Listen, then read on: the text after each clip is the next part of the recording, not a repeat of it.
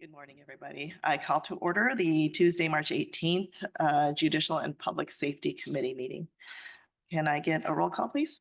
Chair Evans, Here. Member Childress, Here. Member Desart, Member Eckhoff, Member Header, Member Honig, Member Krajewski, Member Ozog, Member Schwarzy, Member Tornatori, Member Yu here, Member Zay. Okay, thank you. And we do have a public comment that was sent electronically. So in accordance with recently amended county board rules, electronically received public comments have been sent to members of the JPS committee prior to today's meeting and will be made part of the record of the meeting by inclusion in the minutes. And so moving on to chair remarks. I hope everybody had a great weekend. Last meeting, a question arose about how one could obtain crime statistics within Oak Brook for 2023 and 2024. So first I want to thank State's Attorney Bob Berlin and Connor for providing me with the following information to share with the committee. I want to put a caveat that the State's Attorney's Office does not track statistics specific to Oak Brook Mall as asked within the meeting. However, the following data pertains to charged offenses by the Oak Brook Police Department, including burglary and attempt, retail theft, including organized retail crime, fleeing and eluding, including aggravated fleeing and eluding.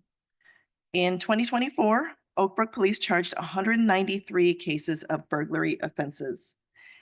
In 2023, there were 136 cases. In 2024, they charged 244 unique cases of retail theft. In 2023, they charged 304 cases. For fleeing and eluding, there were 33 cases in 2024, and in 2023, there were 19. The year over year for all three types of crimes has risen from 2023 through 2024. On the flip side, the overall crime statistics of the county indicate violent offenses are largely decreasing.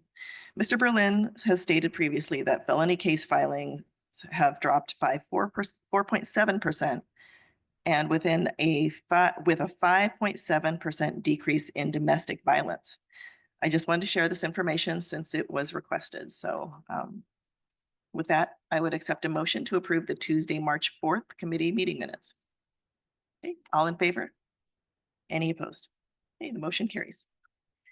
Next, we're moving on to procurement requisitions. Can I get a motion to approve JPSP-18-25, recommendation for the approval of a contract purchase order to West Publishing Corporation, DBA Thomson Reuters West, for the purchase of 50 online passwords for Westlaw Edge online legal research for the period of April 1st, 2025 through March 31st, 2030 for a total contract amount not to exceed $155,328.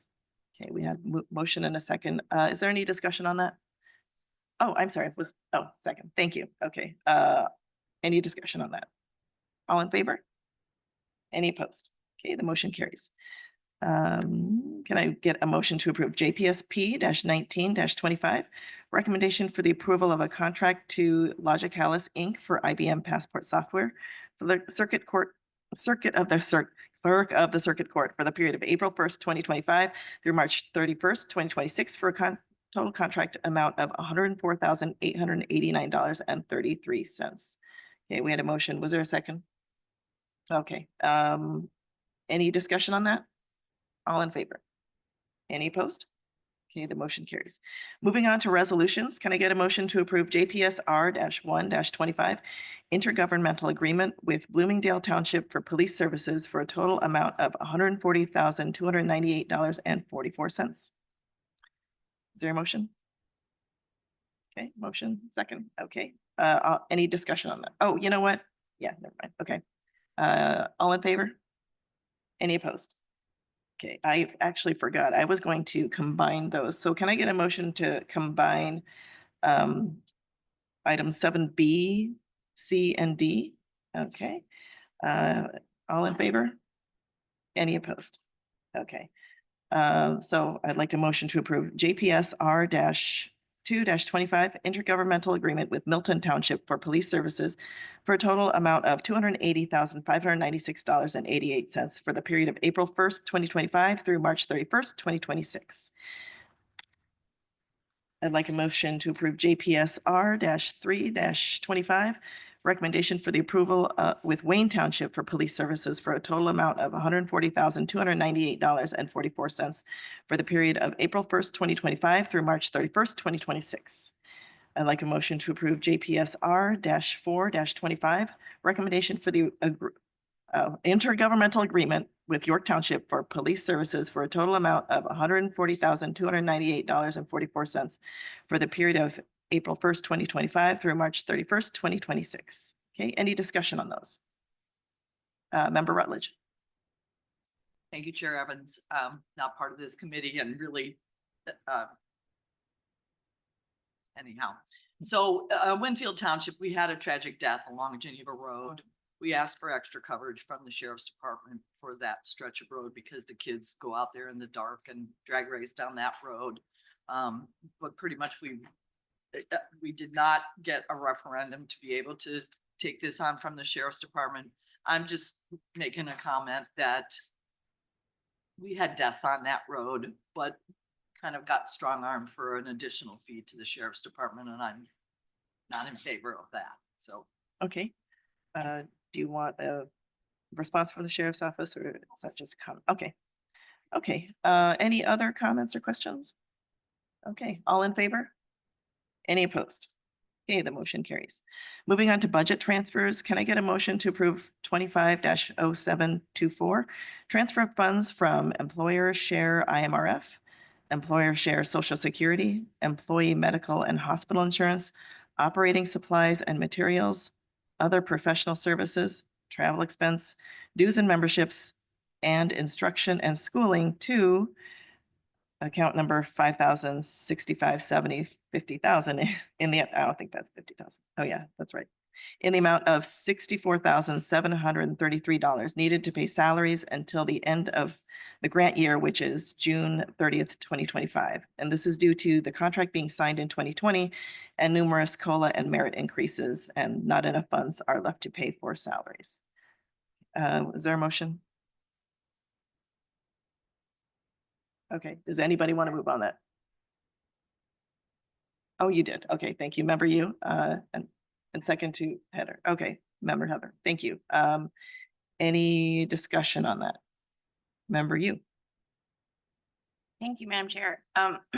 So it explains that it's due to the contract being signed in 2020 and because of these COLA and merit increases, but every year we have a new budget. And so I'm wondering why something that happened in 2020 would affect something that's happening each and every year with regard to the COLA and merit increases. Can I just get a little explanation? Connor can take that. So these are grant funded positions. We have a grant with the state and it was a 5-year term for the last grant. So the projections on COLA and merit were a little bit off in the estimation. So we're just truing up at the end here. Okay, got it. Thank you. Good question. Any other questions or comments? Okay, all in favor? Any opposed? Okay, the motion carries. Moving on to grants, can I get a motion to approve JPS-726? This is GPN 04-25, Sustained Traffic Enforcement Program PY 26, Illinois Department of Transportation, U.S. Department of Transportation, in the amount of $39,294.48. We got a motion and a second. Any discussion on that? Okay, all in favor? Any opposed? Okay, the motion carries. Okay, moving on to old business. Does anybody have any old business? Okay, Member Zay and then Member Krajewski. Thank you, Madam Chair. And thank you for, during your chair's report, for that information. You know, at the last meeting, I think I was called irresponsible and that we need to have a higher standard when we say things. And I'm kind of offended by this because it only takes a small, well, if you live in DuPage County, you should know what's going on at the Oak Brook Mall. But I mean, here I can do right now, 47 migrants arrested in Oak Brook for mostly alleged property crimes, said the police chief of Oak Brook Terrace. Let's see, we are firming our efforts against organized retail theft, and we We will endlessly protect our community. We want everyone to be aware of the increase in criminal activity from the migrant community coming from Chicago, said the deputy chief of Oak Brook. Let's see, what else? We had another one, 5 Venezuelan migrants arrested for retail theft. I believe that 6 felony arrests on one day illustrates that migrant crime activity is a real problem, said the Oak Brook Police Chief. The amount of these types of arrests that we have had in the last couple of months is significant and would be taxing against any police department.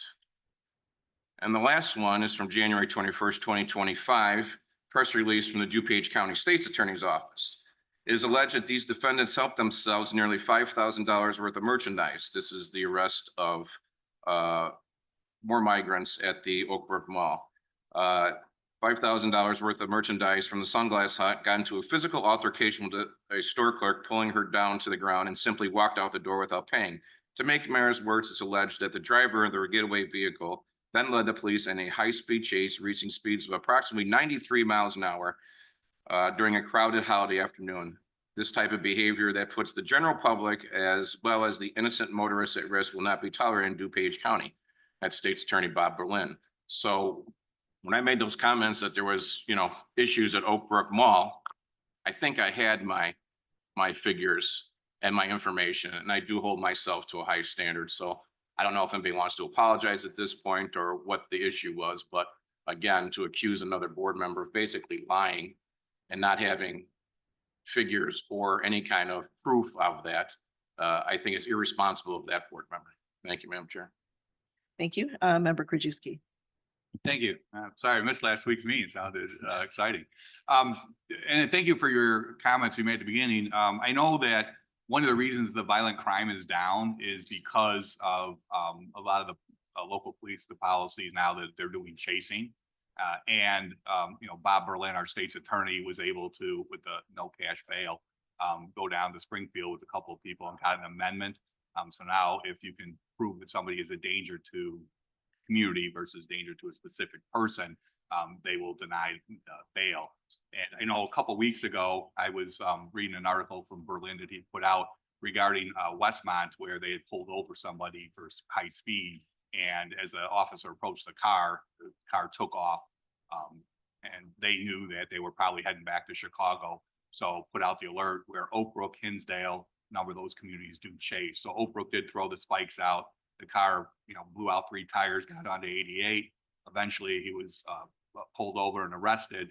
A whole bunch of fentanyl, gun, cash in that car.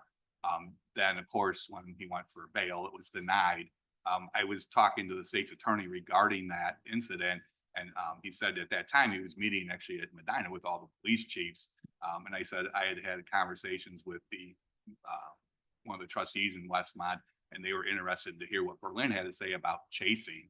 So I did set up a meeting with our state's attorney, the mayor of Westmont, and village commissioners.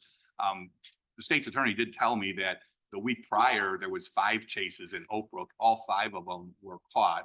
One of them he did mention was, I don't know if it's the one that members they referred to, but he said there was an incident where somebody middle of the day had robbed or stole from Macy's, and police were on a high-speed chase, 100 miles an hour, I think he said.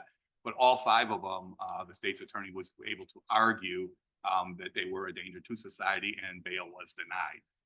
He said, and he told myself, the mayor of Westmont, and the village trustee of Westmont, that one of the reasons those major crimes are down is because he puts out these releases, and they realize now if they get caught and they're in danger, they aren't going to get released on bail. They're staying here. He's been very successful with that change to the cash bail. And so as a result, the word is getting out. And, the state attorney sends out those press releases that they know now coming out of the city that if they get caught, they're not going to get slap on the wrist that they're getting in Chicago. So that's one of the reasons he believes that our violent crime is down. I don't know if they're migrants, not migrants, whatever, but it's just that the statistics have gone down. And he believes it's due to a lot of our police departments now chasing and catching people to do that. So, Westmont is going to be working with the police chief, and the state's attorney are going to talk, and they may join some of the other communities on that whole eastern border of DuPage that actually chase. And like I said, if they can prove when they catch them that they are dangerous to society, they've been very successful in arguing not to have them released, and that word is getting out. So I want to thank the state's attorney for all the efforts that he's doing. Thank you. Any other questions or comments? Any other old business, I mean? Okay, any new business? Okay, without objection, we are adjourned.